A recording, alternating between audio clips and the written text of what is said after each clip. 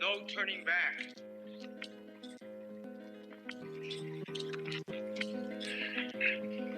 We have our ancestors with us.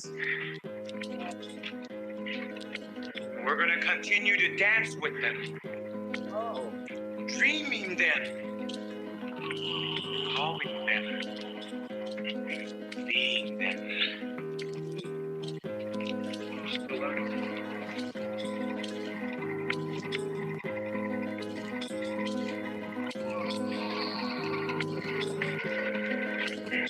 We are becoming what we were. It is part of that Mayan prophecies. 7 triangles of light. Keep walking. You are the spirit of Unaku. Keep walking. We the human, we are doing the spirit of Unaku. People who say that the gods made them from corn. They planned their lives according to the heavens. Well-versed in astronomy, using a sophisticated mathematics, they calculated the movements of the night sky thousands of years into the past and thousands of years into the future. They knew that the universe moved in cycles. Their lives were ruled by the rhythms of the natural world, planting and harvesting, birth and death, just as the great tree of life emerges from the earth. Always they're connected. Science and religion. In dreams, we learn from the Maya gods when to plant and when to harvest, when to set the fire, and when to do the corn ceremony.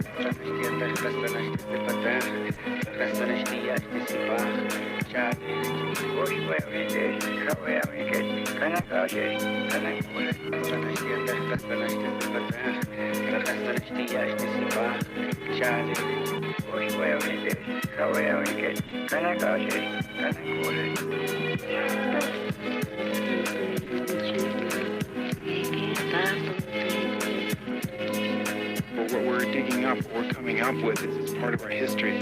And the men that lived here are some of the greatest men we've ever had. And it's the fact that we're getting to know more and more and more about the life of these people. They still maintain their customs. They still maintain their ways of organizing their societies.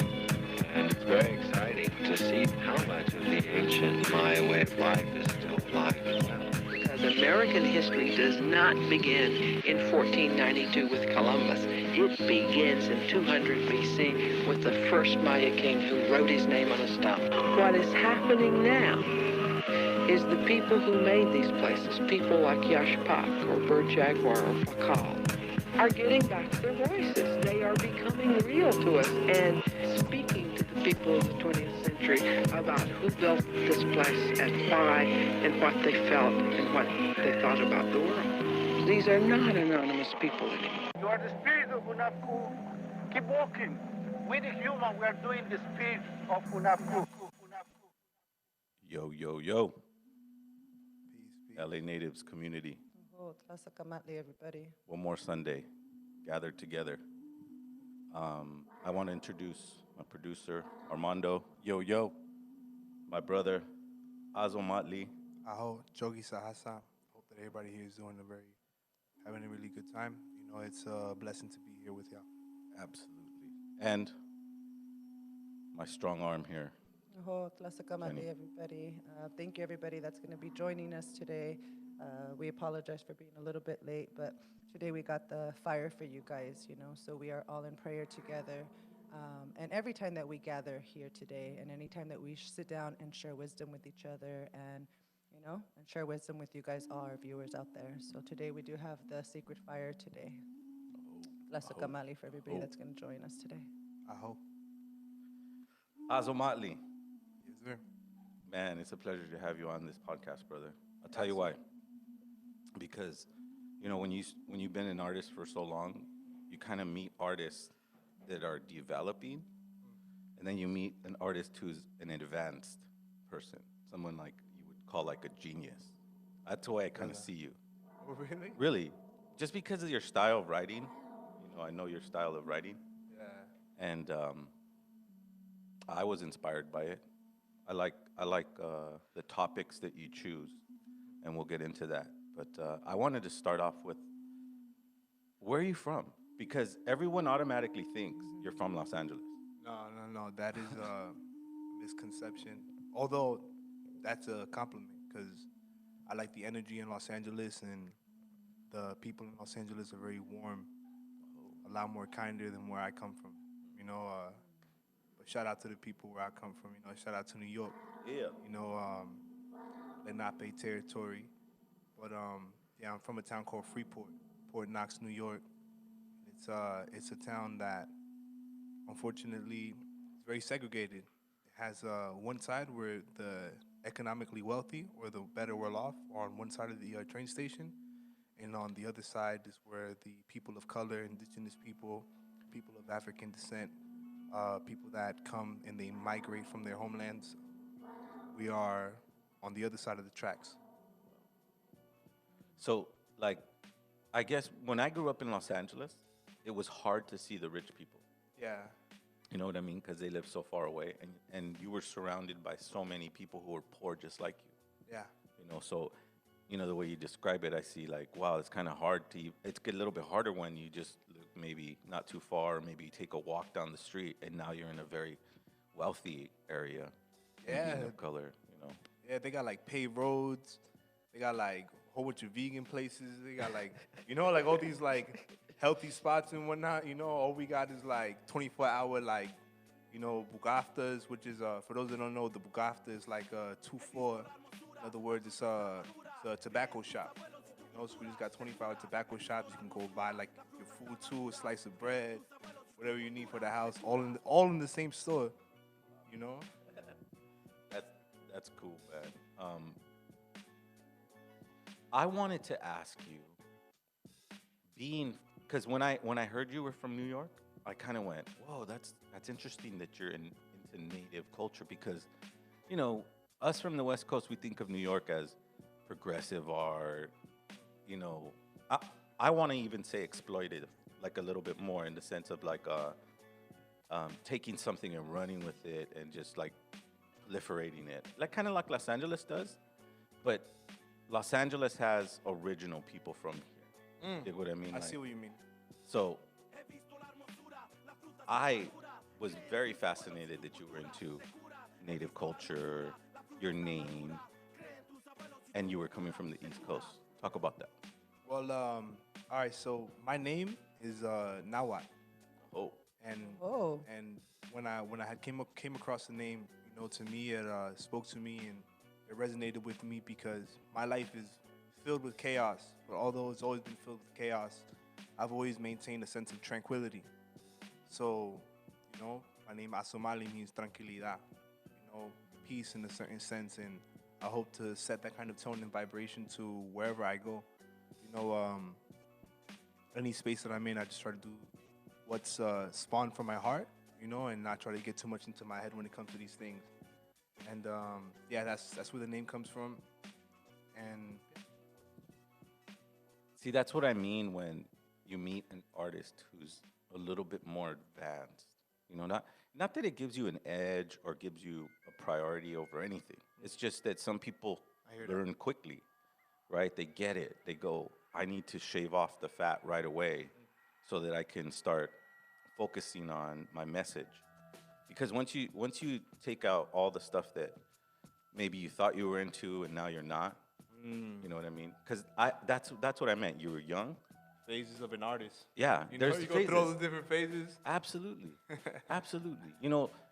I used to be into goth music, and then went into reggae music, and then went into hip hop, and then went into my culture, and so it's an evolution. But to see somebody rooted in their message, well thought out. I mean, obviously, there's room for improvement with everyone. No one's. I think once you decide not to improve, like you stop your musical career. Yeah, of course. That's when you start letting time ends up getting a hold of you, and it's either you continue growing or you don't. Like Yassine Bey once said in the line, he said, you must evolve or die. It's not falsified. Right. That's profound. Wow. And that's what I like about you is that you did it really young, and you focused in on art. And I guess, when you have children, there's obviously a distraction, a good distraction, because you're planting seeds for the next 7 generations. But when you have time to really just hone in, take trips you can't afford, That's true. right? With the risk of like, damn, because I know you're buying things on sale, because you're not backed by any corporations or have any record deals. Nah, I don't got no record deals. Absolutely. I'm taking one-way flights, not knowing when I'm gonna get back. Doing 2 escalas, 2 ladders. You know, Yeah. that's like that turns what's supposed to be a 6-hour flight into about a 14-hour flight. You know. That's what I mean. That's an advanced start. What do you think, Armando? Like And, and only the greats do that. Yeah, you got to, you know, Make those without risk. sacrifices. Yeah, you know, if you wanna achieve what you wanna do, you know, you have to take whatever leap that you can. You know, if I spent my entire life wondering, oh, you know, I really like my job at like, you know, Costco or whatever it is that I was working at in the past, but if I go here, I know that I can ultimately learn things that will change my life for the better progressively for the rest of my life, and an experience that I can never, ever get again. Fuck wherever I'm working at. You know, at the end of the day, I have to move forward and achieve my dreams, because nobody's going to achieve my dreams for me. Nobody is going to put in that kind of inward effort for me, because we all have, that's all our own jobs. Our own, I don't want to say the word job, but that's all our own diligence to be able to work on things that will ultimately feed our souls, you know, in a way that we can help give back, you know, what is the grand matrix of life, death, creation, you know? And all that you just said takes so long to develop as an artist, right? Because all that goes into your message, right? Because artists tend to write about their lives, but they don't want to be direct, so they use metaphors, right, to proliferate their message, right? So I remember a time where I had just lost my company and I was going through a lot, and then now I review the writings that I did back then, like songs that I actually did while I was going through that, and they're so infused. So what I'm trying to say is that you're rolling the dice and going, dude, I have $500. The tickets, $300. That leaves me with $200. Maybe when I get there, I could play a show. Maybe not. Maybe I could sell some shirts. Maybe somebody will give me money to come back home. That anxiety fuels your creativity. And let me add, those are basic business principles as well. As an entrepreneur and as an artist, when you're having to brand yourself in 2020 and moving forward in 2021, like, you know, there's no more time to waste, right? That's true. Yeah, the way that I see it is that, you know, whatever I want to do, if I feel like it should be done right now, it almost feels like all the cells in my body collectively are like a grasshopper, and they're coiling up, you know, and they want to spring into action, you know. And when I feel all of the cells in my body that are directing me towards making moves that I know will create a sense of spiritual growth, you know, I can't not do it. You know, I have to go. You know, I've lost a lot of friendships. I've lost a lot of business opportunities financially, you know, but sometimes you just gotta take a one-way flight to your tia's house and wish for the best. You know, hope that it works out, you know, and while you're there, you know, try to grow as much as possible, try to be around nature, you know. I don't want to harp too much on it because, you know, you're a genius in it, you know, and that's at the end of the day, you're going to look back at that road and go, man, I remember going to Colombia, filming this video that made my career, but not knowing that how was I going to get back home? Yeah. My passport's expired. How am I going to get through that? All that stuff is like... Passport's all janky. Yeah. Passport's all fake looking. You know what I mean? Like, it's a risk. It's a risk. But that's the beauty of being an artist. I mean, when I had my chances, you know, I remember just getting back home from Mexico, shooting the video, and they call me and they're like, dude, you could play at the Zócalo in front of 10,000 people in the year 2012. Can you get here by Monday? And you're like, shit. Yes. And you go. And I asked permission. I asked my kids permission. And they're like, how many times my young kid told me, How many times is that going to happen in your life? Go. Did it fulfill my dream of like, oh, now I'm going to be a rock star and be famous? Because that's where you go with that illusion, like, oh, I played in front of 10,000 people in this. But then that's why I like to contrast your artistry with mine in the sense that everything developed slowly for me. I wasn't a genius at it, I don't think. You know what I mean? In terms of developing a message and all that stuff. I had to conceptualize it, and it resulted in these things, but they're always risks. Yeah, it's true. Because I didn't make a dime when I went over there, and it cost me a whole lot of money and a spare of the moment decision. So, big ups to Azomali for having the courage to be that indigenous artist, that voice of spirit. Because when I hear your music, brother, it's not like in the box concepts. It's kind of like a spiritual chant that's coming out, and sometimes I can hear you almost trip up a little bit, but you just pick the right word at the last second, and it works. Yeah, it does. It's because I just try to make everything as natural as possible, and sometimes the way that I see it, some people believe that it's a bad idea, but the way that I like to do it is that I believe that every single musical piece is like a natural stone.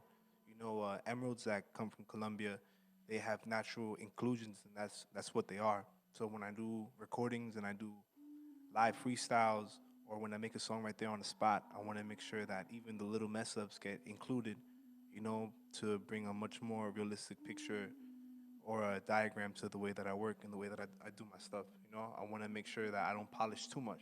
Still want to leave it a little bit with the earthbound materials on it. That is genius. I used to do that. I used to have that same concept when I used to make beats. Yeah. I didn't like to quantize shit. I had to get it, like, if it sounded off, then, and you can catch it, like, oh shit, sounds a little off. All right, that beat was junk. But if you couldn't catch it, you knew. But I knew that I didn't quantize it. I knew my approach to, or the structure of production in that sense. Got to leave it dirty a little bit. Yeah, that's what I mean about the development of art. So anybody who's listening to LA natives right now and who hasn't told their friends or their family to go to twitch.tv/LA natives, because we're building a community. And in that community, we recognize all indigenous people as one people, because prior to Europeans coming and bringing a doctrine that was not voted or agreed upon but was actually imposed, created divisions. Now, since I'm from Los Angeles, since I'm from the West Coast, I naturally go, Azo's Mexican. Nah, a lot of people have. Whenever I'm in different towns, people assume that I'm Mexican. So talk about where my indigenous brother descends from, because he's not Mexican, he's not Latino, he's indigenous, he's original. Yeah, thank you. We are both. We all are. So I'm just seeing a brother from another area, another region.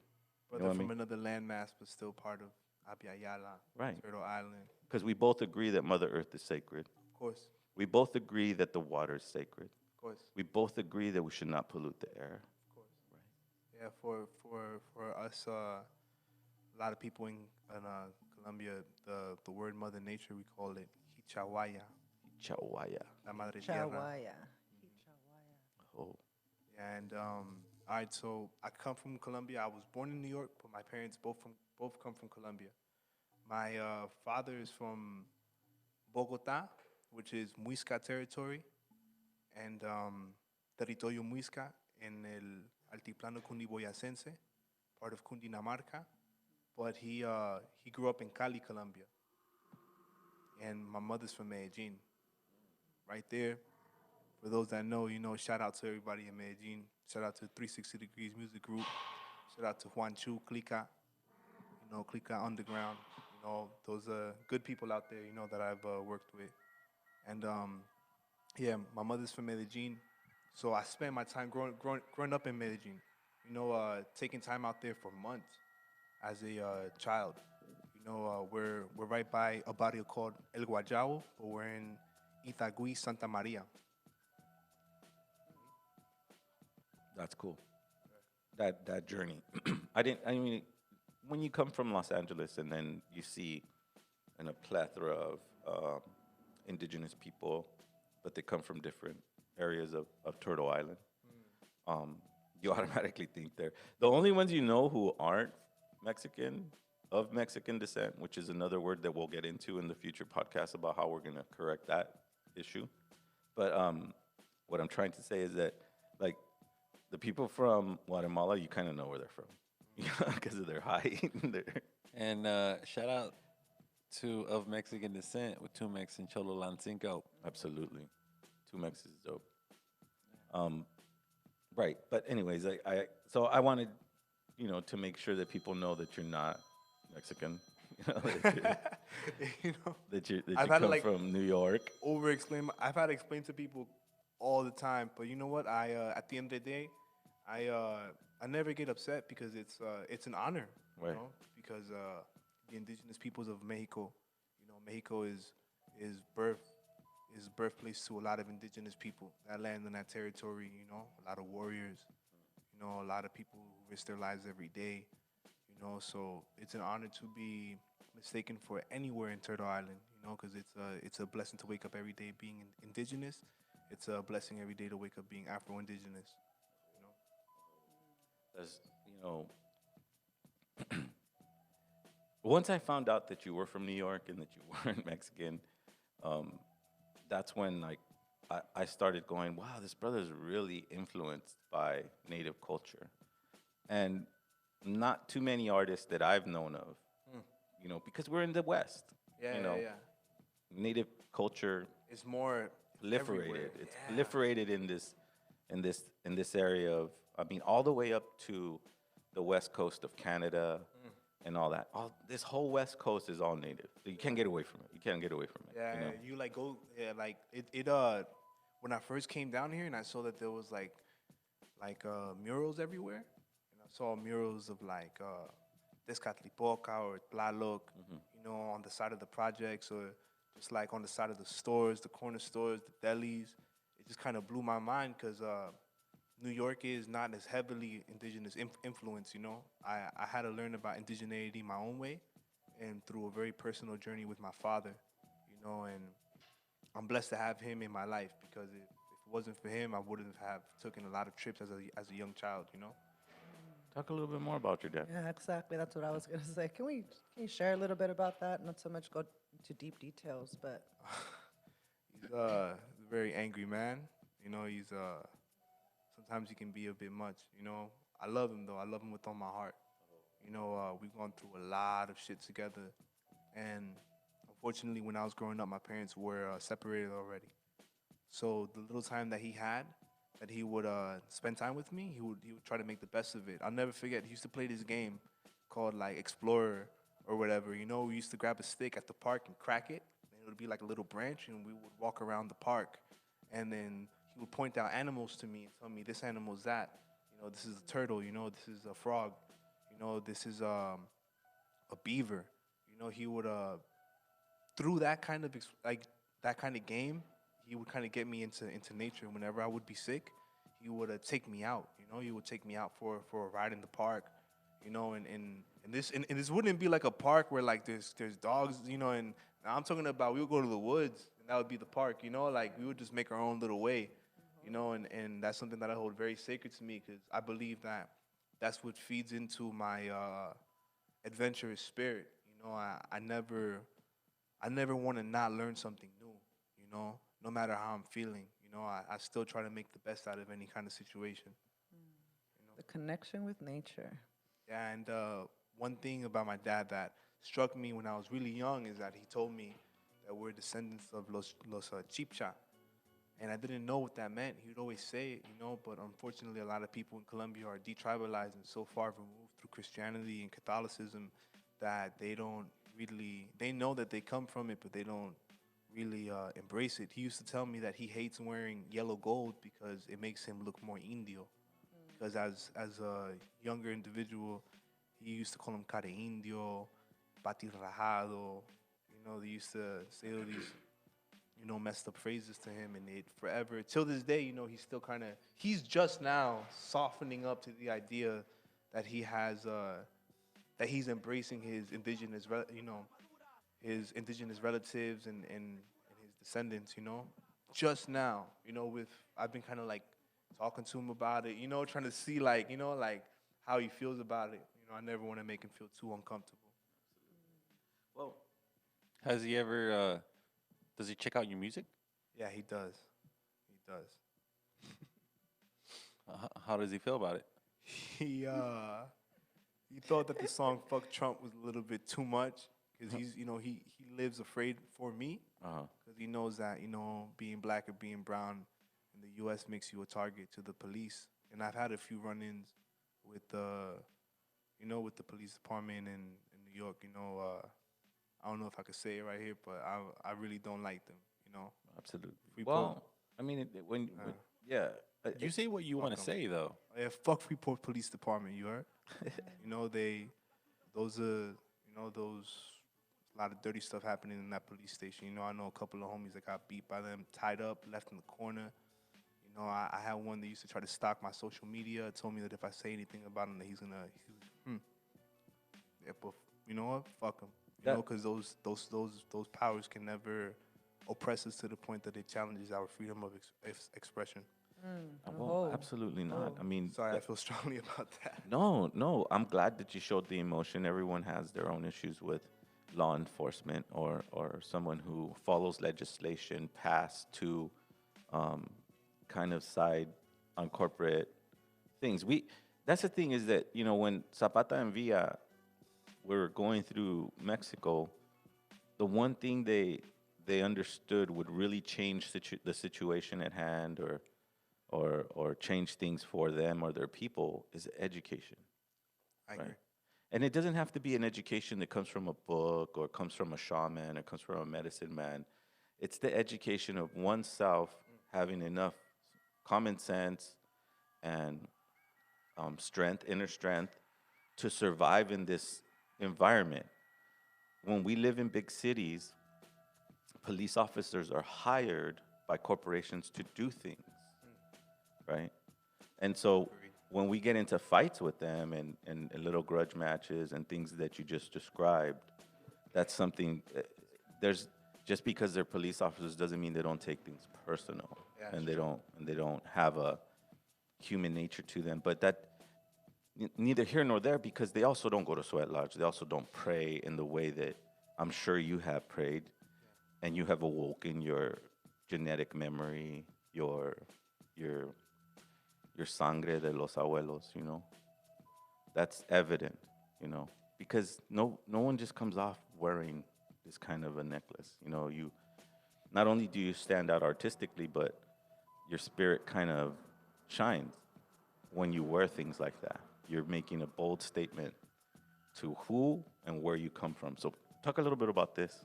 All right, so this necklace right here, although it is not indigenous to the nation that I descend from or that my family descends from, it is a tribute to la guacamaya, which is a very sacred bird. They come from the Amazon basin, and they're in that part of Colombia, in that region. The people that had made this come from Putumayo, and the nation is called Inga. They're the same people that made this bracelet right here of the butterfly. And this is also a tribute, to the spirit of the guacamaya. I want to forever be able to fly forward, not be afraid to be vibrant. Be able to regurgitate the knowledge that I learned from the fruits around me. And that's something that I would never forget. Somebody told me a long time ago that anybody can take anything away from you physically. They could take your house, your home. They could take your finances, take your food away. But one thing that they could never take is what you have in here. And that lasts for you forever. So the guacamaya is a tribute. It goes hand in hand with the mango. Is that what the song came out from? Yeah. The song came out from that, and also You guys got to check out that song, Mondo. Maybe we can put it up on a little break. Yeah. It's a really good beat. I love that song. that's what Kamati. And the guacamaya also comes from the eagle and the condor prophecy. A lot of people don't know. But there's a Quetzal in that prophecy too for the people of Central America, and there's also a Guacamaya for the people of South America or of Colombia. Beautiful. That's dope. Me and my partner have participated with the Peace and Dignity Run, and for several years, and that's how I know about like a lot of the culture that comes from that region, because our sweat leader took the prayer all the way down, and he talked about it, and he came back with things. So big ups to the people in Colombia. Big ups to understanding that all native people are one people, no matter where you come from, no matter where you were born. If you have the perspective of Mother Earth being sacred, of the water being sacred, the air being sacred, if you have the principles of being indigenous, it's easy to look at one's brother and go, oh, wow, that's nice to see you again, because at one point in time, that philosophy went that way, but Do you mind if I just bring you out a little bit this way? The audience, your guys' community wants to see a little bit more of your necklace. Such a beautiful, beautiful piece. So it's very much like the Huichol art, but this one's coming straight from, that's the beautiful design. Yeah, it comes from the Inga Nation. It's met a brother in Medellin. He was a vendor, and he came all the way from out there because right now times are very hard in Colombia. I admire the people that wake up every day and try to do what they can to feed their family. He's a very loving brother. I'm supposed to do ceremony with him. Beautiful, beautiful pieces. Thank you. awesome. I mean, it reminds me so much of a Huichol piece or something for that, sure. that Yeah, that's what I noticed a lot. And then that's what tripped me out, because I was just like, I would look at it and I'd be like, wow, because I have some Huichol pieces with me. And I was just like, if you put them hand in hand, they look almost identical, except I've noticed that Huicholes, their beads are more circular instead of longer. And I've in some of them, but it tripped me out because it made me realize how more connected we are. How is it that we all have practices with corn? How is it that we all have similar practices with the herbs? This symbol right here, which is also called the cosmic womb. You find it a lot in el sombrero volteado, which is a lot of people see it as like Colombia's symbol. It's a sombrero made from an indigenous nation in Tuchin, in Cordoba. And I actually mentioned it in the song Guacamaya. And it's made from caña flecha, And while they do it, they say that the journey travels from the blackness of birth. You come from the darkness of creation, the fertility of complete darkness, and you exist and coexist and live and come from the cosmic womb, and it's interesting how those symbols exist everywhere.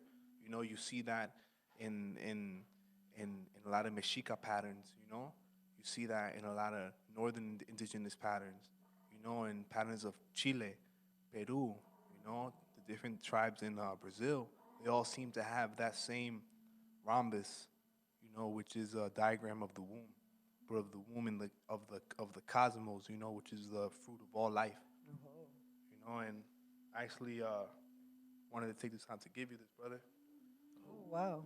What a beautiful blessing. explain a little bit about it. All right, so as you can see right here. You want to pick it up a little bit, like maybe right here, so I can show.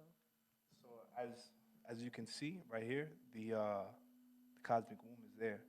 It represents the journey in which we go through in life, which is an everlasting journey that comes with obstacles, and I got it from a street vendor, who happened to be from Tuchin, and I figured that it'll be selfish for me, to hold on to it knowing that it belongs in somebody else's hands, because I know that by staring at it, by understanding where it comes from, it can provide a further insight of our own origins as human beings on a molecular level, on a subatomic level, on a macro level, and on a micro level, and how we coexist together. So, yep, this is for you, brother. Oh.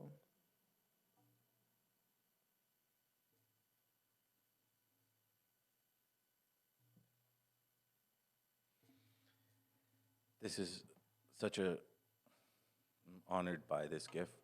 One, because when I receive anything outside of my skin, meaning an external force. I found something on the floor.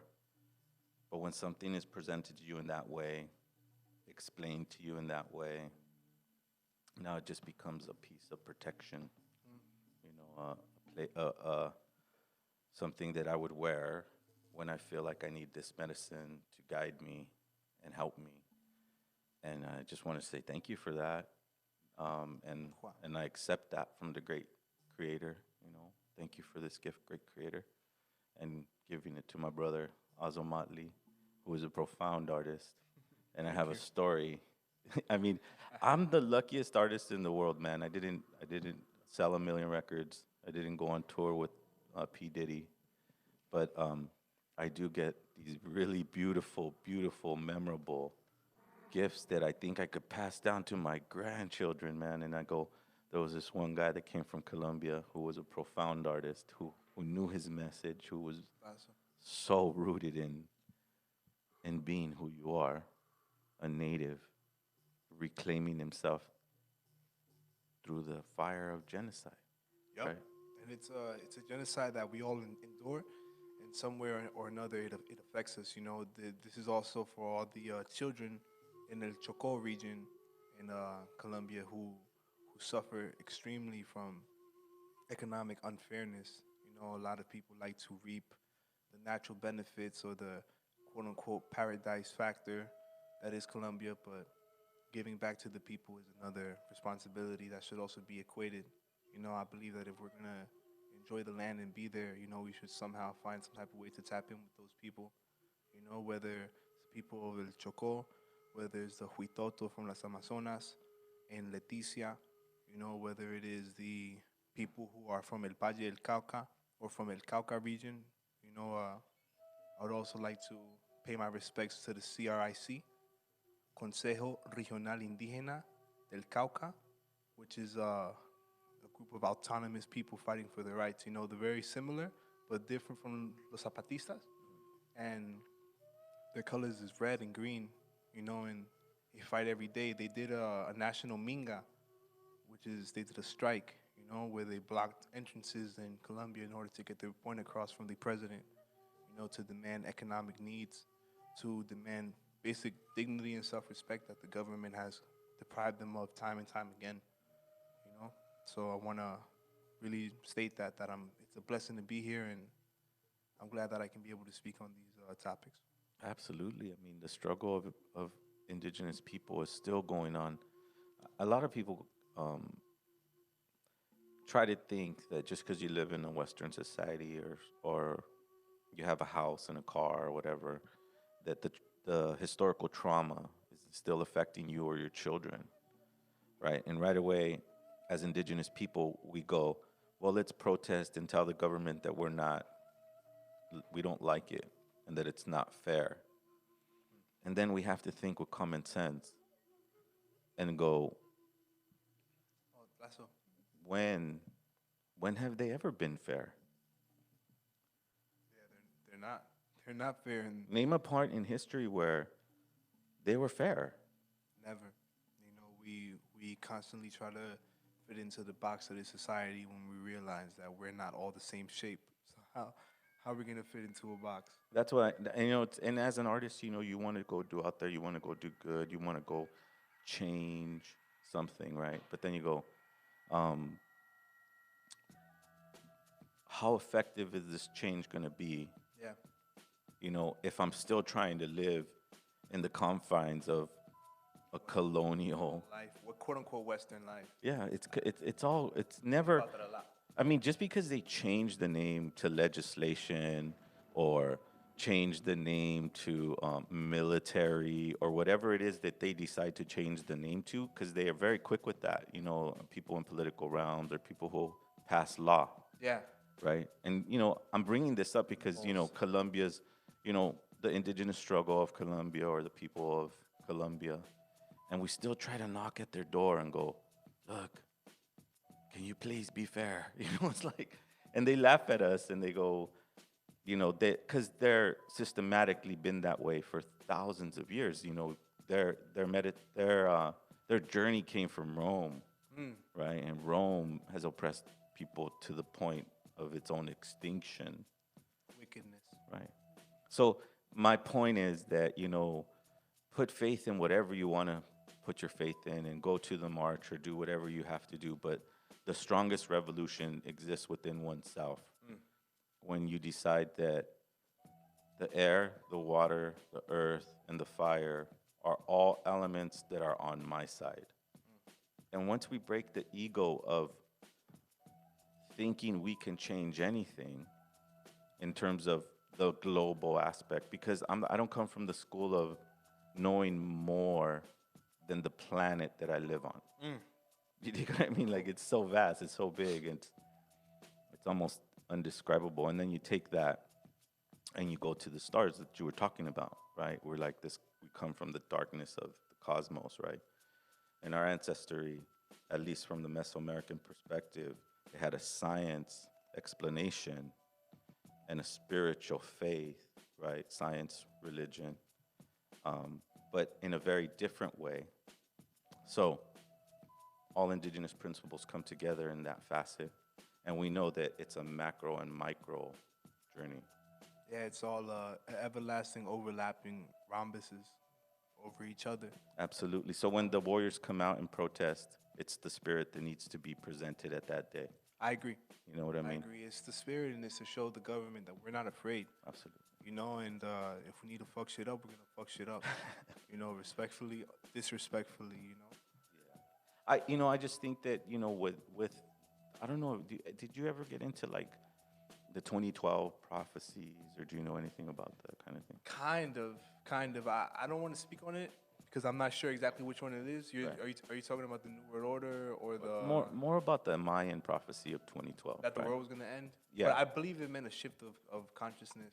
Absolutely. Yeah. Okay. Yeah. The shift of consciousness. But when we talk about indigenous people, right? When we talk about Mesoamerican people, we talk about the Plains Indians, we talk about indigenous people all over Turtle Island. First of all, their calendar wasn't linear, right? They knew things went in seasons, but not only in a 365-day year, but in a cosmic year, right? And even between the 365-day year, there was the sacred calendar year that was derived by our human body. So my whole point is that indigenous people knew we were going to go through this massive atomic bomb of dysfunction and maybe even losing almost every bit of whatever we held dear. And then the prophecy of 2012 came where the conscious shift would happen, right? And then that becomes a messenger of whatever you're doing, those protests that happen from the tip of Chile all the way to the tip of Alaska, right? And we all think that, in 2012, everything was supposed to change. It's not that easy. But it's a change that happens in seasons, times, Look at how deep we are into the shift, 2020. What's happening, right? Major shift. It's a major conscious shift, and it's up to us to become those warriors.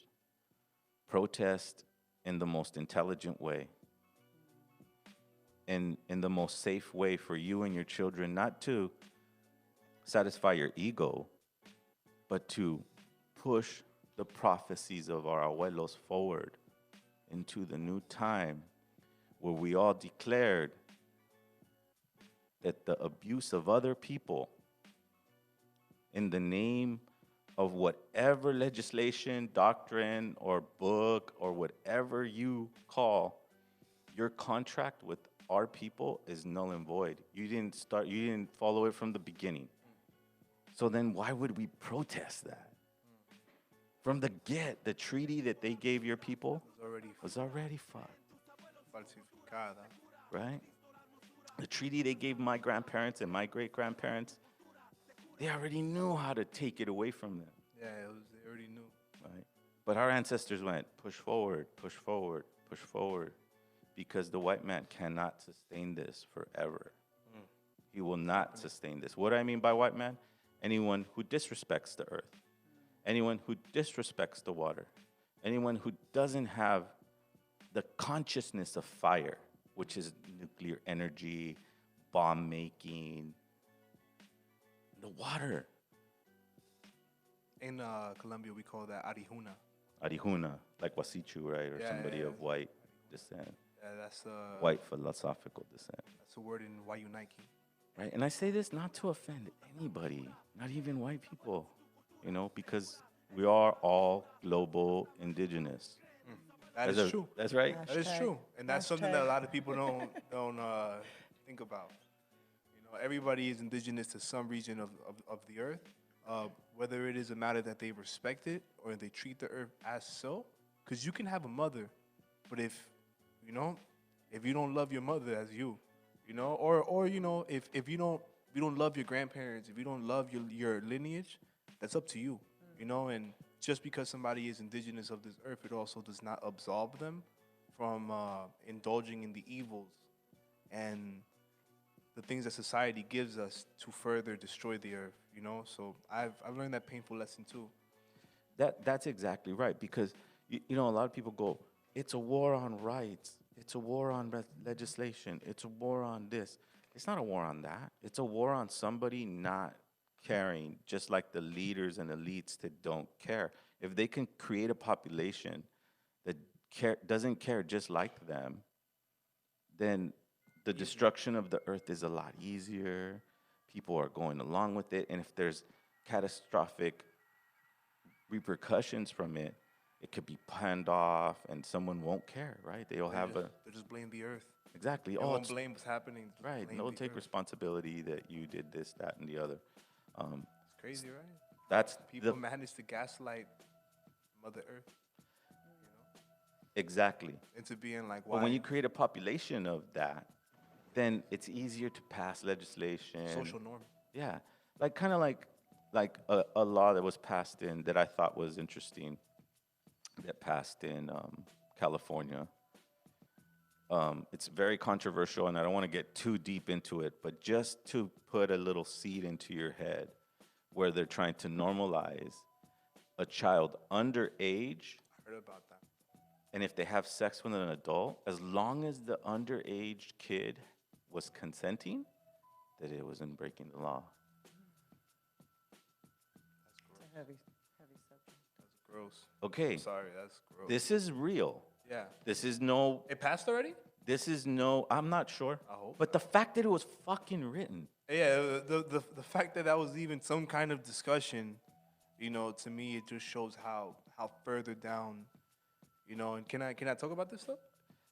I mean, lightly, because we're not gonna try to put too much information. That's a deep. It's deep. That's a deep rabbit hole right there. Right. That's a deep hole, man. But it's true, Armando. Yeah.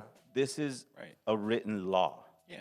A written law. Now, here's how I see it, the people who are writing it are the ones who are doing propelling it. Yeah, that are the ones that are doing it, because the whole Jeffrey Epstein thing, like, I'm into that. I mean, look, if everybody thinks that we stopped because we found Jeffrey Epstein just got caught. One of many. And that's Let's the tip just of say the that. iceberg. Now, again, let's tread lightly, because this isn't about that. This is about protecting yourself, protecting your family, and knowing the evils that exist, and people writing law to kind of make sure that that's not something that they get busted for, right? So that, though, and this is all truth. This is something you can research on your own. It's not just some conspiracy. But Roman law allowed individuals to have underage lovers, whether they were bought as slaves or whether they were gifted. It was in their law that it was okay. I wasn't breaking the law, right? So, you see the tying of the knot? It's not, this is not this and that. And this is not the show's premise, but know that we're aware, right? That those people that feel like that would be something any indigenous family would allow or say, well, it's in the law, it's okay, is wrong, because we protect our children. And Oh. here, I'm going to tie the whole freaking knot together. Protect your children, not the law. Exactly. Oh. Protect your children, not the law. I'm so happy that you're an artist, and I'm so happy you make music, and I'm so happy that you're here. True, though. You know what I mean? It's like, when you have common sense, that's common, Common sense. sense. Right, Armando? Right. That's right. that's not controversy. Yo, I have a question for you also. Like, there's a genre of hip hop called indigenous hip hop. Okay, yeah. I've heard of it. I've heard of Now, it. that being said, for me as a blogger and who's worked with thousands of artists, you kind of fit into that category, but you're a hybrid artist as Yeah. well. When was the time you embraced the community or that culture and then you incorporated it to your hip hop? Was it like right off the bat? Like when Zero made music, it was right off the bat about, the Mayans and the whole background of just, what this show is all about. Yeah. So when was that transition? Man, throughout my life, I've always kind of sprinkled it, always in light sprinkles, just because of the fact that I feel like nobody would really know what I was talking about, unfortunately. But after a while, I stopped caring. But I really started embracing it just before I had taken my first trip to California, when I had gone to Mexica New Year. That's when I had seen how beautiful it was. Shout outs to the people that put that together. Shout outs to Pulques Jaguar. Shout outs to that's a very hardworking family. That's an individual that showed me a lot of the stuff when I was fresh there. I didn't know nobody. I knew nobody there. He saw the hostel that I was sleeping at with the Airbnb. He said, "Come on, bro, come over my house, man." And then from there, we build a good friendship. And at that moment, when I saw everything, when I saw like hip hop being incorporated to indigeneity, because I always kind of saw it separately, and I always saw as things being tradition being over here, and hip hop being over here, and I wasn't aware that there's like a whole scene, it's a whole vibe, it's a whole lifestyle out here, A lifestyle. And to me, I used to feel like I was the only one that was like trying to bring them together. So to come out here and to see, great artists like Zero, to see great artists like Cosmic Force, Jaguar and Native Threat, to see them put these things together in the way that they do, in how they flow, Man, one time, I seen you, I think it was the day that we were at that studio, and I think you were giving me some advice, or you were just showing me, something that you had written, or the way that you go about it. Something in you resonated that reminded me of something inside myself that I'd never seen in nobody else. It was like this, it's like a cosmic spark.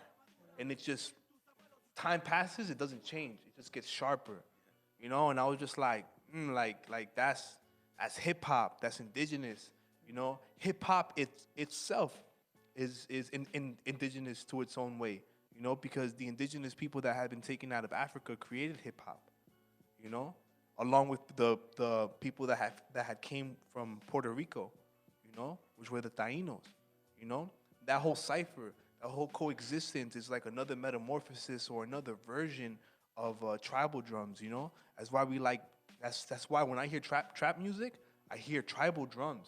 That And I want to chime in on this, like for myself, like when I was 16, 17, 18 years old and I stumbled upon the Jaguar Prophecies, Zero's first album. I was blown away. I was just 16. What? You were 16? He was 16. I was in high school. And it got me into looking into what he was speaking about. You know how impactful that is? And for yourself, being part of the next generation, I'm sure you're aware of that. It's not only, fans are going to listen to you because of your hip hop, but they're going to dive in a little deeper compared to just traditional music. I agree. Yeah, it's cool to see the second generation or the second wave of something that started, just so that you get a perspective that in 94, when the Zapatistas rose in Mexico, people over here were like 16, 17. That's crazy. That's when I was born in 94. Right. which is very special because that's the mark of the sixth sun, right? Like the peak just barely came out, right? Oh wow, perspective is changing.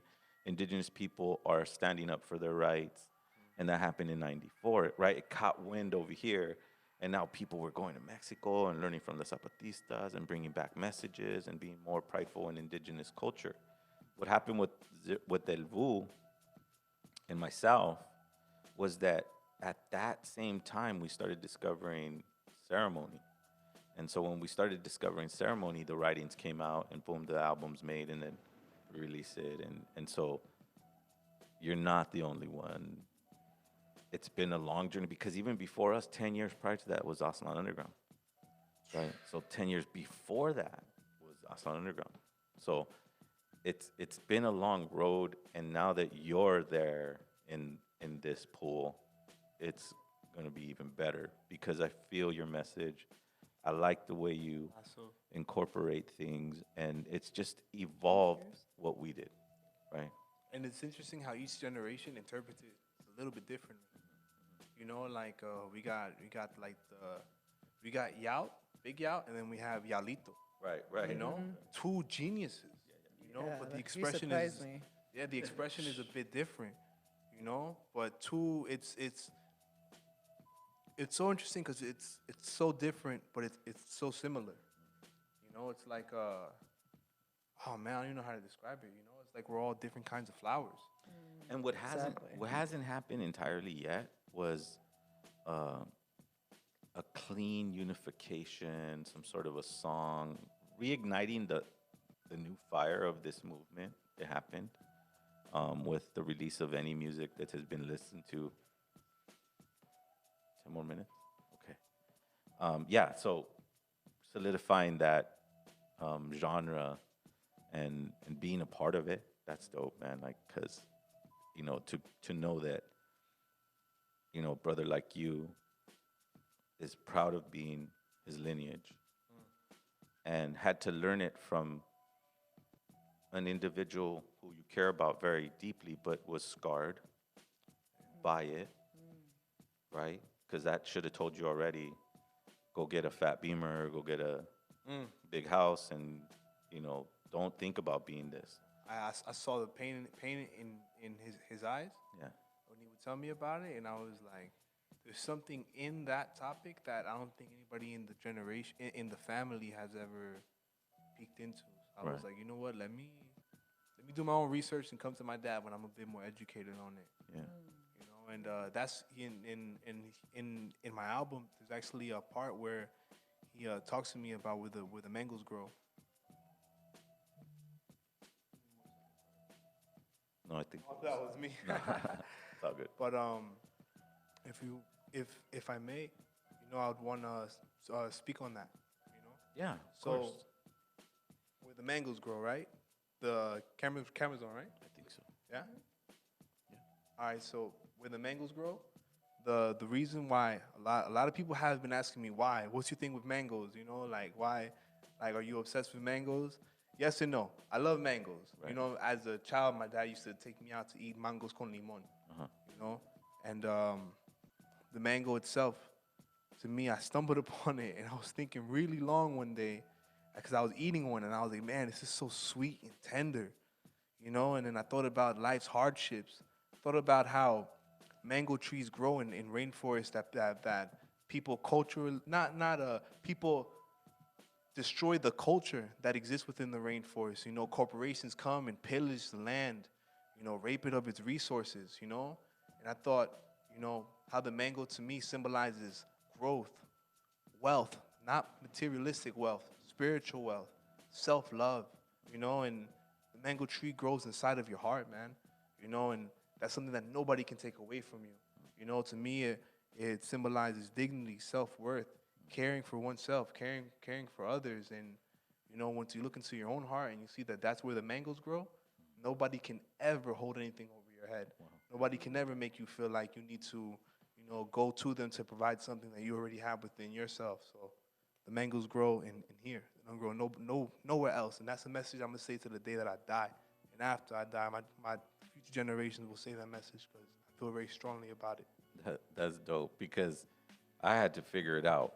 I mean, I've been around hip hop for a long time. I have not found a hip hop artist that can incorporate fruit as cool as Azomali. like, I feel the same way. And by Right. the way, that Fuck Trump track was on repeat Oh yeah. in my car throughout the whole week, bro. Like it was just something about it was just really dope. Thank you. I You know what I mean? The appreciate video was the video. You know what I'm saying? that video was in my basement in my building. My uncle's the janitor for that basement. We make sure we cleaned up all the glass and stuff. Yeah. But we literally shot that like in my crib. Nice. That's what I love about it. That's underground. That's underground. That's art. Like in That's Molotov. art. It's like people don't think that like John Miguel Bosquet, right? Like he just one day just went, oh, I have a spray can in my hand. I'm gonna write something on this wall, and someone's gonna look at, and then boom, and then it just starts, right? That's what I mean about we have a camera. I got a basement. Boom. Dude, let's do this. And then boom, it starts to happen and you make a tremendous when I heard that track, I was like, who the fuck is this? Because this is fucking fire. And that track wasn't supposed to come out. That's the funny part. I had just finished recording my album, the last song for my album, Where the Mangoes Grow. And the guy just put the beat. And I was like, nah, like I don't know if I like this beat or I want to freestyle on it. Shout out to Will Harris, Sabella Studios, by the way. Nice. It was him and my cousin Lee Horace and the homie AK Tyler. And he was like, yo, just give it your best shot. And I was like, is it recording? He's like, yeah. I was like, this whole time? He's like, yeah. So I'm like, all right, fuck it. We did that shit in one take. Nice. Wow. Yeah. That whole thing is a freestyle. I had a question right now with the freestyle. My partner actually told me that you don't write your lyrics down, that Nah. it's all freestyle. Yeah. Every song that is on your album is not written down at all. No, there is one that maybe I wrote like, so in times I like to write like 1 or 3 lines and then I just repeat them in my head long enough and just play the beat in my car and I'll create the song from there. And that's it. Like, you know, I like to build as I go because I feel like if I take too much time to sit down and try to write it out, I'll get lost in like, I could have said this or I should say this or that. And it's kind of a tug of war within my mind when I could just express it how it is right there in the moment, exactly how I feel. You know? I have a little quick story about him because he came to my studio when I was up in Vernon, and I was lucky. And I think you recorded something, and I don't even know if it was for an El Vuh thing or if he was doing his own thing, or I just had the studio and he was using it. But he's all okay. I was all right. So I put the beat on, and then he puts his headphones on. He's all okay, go. And I was like, wait, you're not gonna hear the beat and write a couple lines or get. And he's all, no, just this is the way I record. Just put the beat on and go, dude. Armando, I was like, this is gonna sound like shit. Like why am I doing this? Like so in my own head. I was so in my own head. You were like, what? Yeah, I was like, you're not gonna write nothing down, not even one line. You're not gonna look at your phone and do this verse. No, just go, dude, go. This is the way I do it. And this guy was so pumped up to do it. Gotta get pumped like up. he was pumped. Like he was just like, all right, come on, let's go, and put it on. And then I put on the beat, and my jaw dropped. I was like, no way, you just freestyled that. Yeah. I'm a producer, and so I felt like it was gonna get sloppy, and then he'd come up with the word that was like, holy fuck, how did you think of that word? Yeah. That word. You know what I mean? And I know what you mean, like when you write, and it's all spirit anyway, so it kind of guides you down this path. But to see the snake slither right in front of your face, that was dope. No, dude, that's when Armando told me that he was coming, I knew what to talk about because I have studio experience with Azomali. I mean, like to hear him freestyle in that way, it was, and it makes sense. It touched your heart. I was like, wow. And then initially you have this competitive nature in hip hop, right? And then I immediately took myself out of that and just admire Azomali for just who he is and what his style is. The full aesthetic is there. He preaches about what he believes in the hip hop form. There's no barrier there. It's all raw. And that's what I appreciate from artists like him. Right. That it's from the heart. Yeah, I appreciate that, which is why it's also important that songs like Fuck Trump exist. Although I believe in love and positivity, I also believe in the nature of absolute instinct, that, yeah, we as indigenous people have prayer, but we're also warriors, and I wanted to make sure that when I started, Fuck Trump was one of the first songs that allowed me to take a step out of the thought bubble of how I thought I wanted people to perceive me, or how I thought I should be as an artist, and how I am. And there's a big difference in how you think you should be and how you are. Because I'm really like that. Like I'll, and in the same breath that I'll be able to help out somebody, like somebody needs some food, we go cook some food together. In the same breath, is, to tear down the structures that be. And that's something that I think in the duality of nature, of peace and movement, prayer and movement is something that's very sacred that I don't think we should forget about. I think we should be more knowledgeable when we apply it. But I think it's something very sacred. The fire is just as sacred as the water. Again, indigenous principles seeing themselves to light right here, right in front of us. We wanted to give away some stuff. Can we do that? Yes, Do we have of course. time for that? Of course. Okay. So, audience, how many people do we have on right now? 7. Yeah. Ooh, lucky number 7. That means that let's write their names down just for watching, and we give the Right. The new website's up. It's LANativespodcast.com. Simply subscribe there. There's a little area where you can put your email, and from there, we're just going to go ahead and choose a winner. We're going to give away some indigenous 1492 gear. Absolutely. We got the new website. Make sure everyone follows us on Twitch. Hit that follow button. It's at twitch.tv/LA Natives. So we didn't work out how we're going to give it away. So again, you're going to tell me one more time. Let's just have people subscribe to our website. Subscribe to our website. The people that subscribe to our website, we're going to put them in a little hat, and we'll pick the winners. And we're going to pick the winner. So this is what we'll be giving away. We'll be giving away a Indigenous 1492 beanie. Has the Hunapku logo. Has the fresh ass font of Indigenous. This is right here. This is your like uniform. Yeah. If you're part of native LA Natives, and also too, I want to talk real quickly about our sponsor here, Malenali Superfoods, Aguas Frescas and Superfood Smoothies, which we'll get into in the future episodes. But I think diet is important. I'm glad that Azo was here because when you think of Azomali, you automatically go, oh damn. What's that website? The first thing you think of, first thing I think of, is fruit. Yes. Fruit. So, Malenali uses fresh fruit. We don't use sugars. We use agave. We have superfood smoothies that are made of ancient foods. So I just wanted to put that out there. So if you want to follow us at Malenali Superfoods, Jenny will type it up on the chat page. I want to thank all the people that are out there. We should be wrapping it up in this. Yeah, we're gonna wrap it up, and before we leave, I just want to tell Azo it's a blessing for you to come by to our HQ Underground Hip Hop Blog and for me to meet you, because we're definitely gonna build, especially finding out that you're out here now. Zero knows how devoted I am when it throws, when concerts come back. We're definitely gonna be in the forefront of that, and moves that you make catch the attention of people like me who throw some of the dopest hip hop shows in LA, and Zero could vouch for that. Absolutely. And to put you on a stage, it would be an honor. So I am definitely gonna keep you in mind for any of our dope hip hop events coming up. Absolutely. Also, go ahead. Shout out to Taboo, man. Oh, dude. Shout out to Taboo. Talk about that. Mango. How do you know about that? He calls you Mango. That's the number one question I had. I was Taboo. like, how did he shout you out? That is amazing. We He's a hush hush.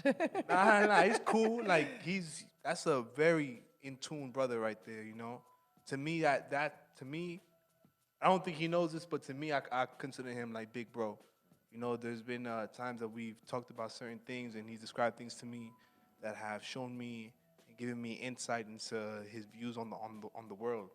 You know, when it comes to balancing indigeneity, you know, with the everyday concept of maneuvering and navigating in this society.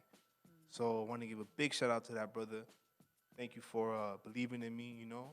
And like I said before, you'll see me soon. We'll see each other soon. You alright? And thank you for coming by, Azo. Like, I really appreciate it. Everyone, Website. follow him on Instagram. Check out his music on YouTube, on Spotify. Make sure you guys stay in tune. You know, he's definitely, holding the fort when it comes to the whole movement, when it comes to dope hip hop. Lazo Kamati. Absolutely. You know, who's gonna be next week? You know? It's gonna be those two dudes. Oh, Mike Bone. Mike Bone. Mike Bone. So shout out to our next show that will be coming in next Sunday, 4 p.m. Everyone, please follow us at twitch.tv/LA Natives. Follow our website, lanatives.com.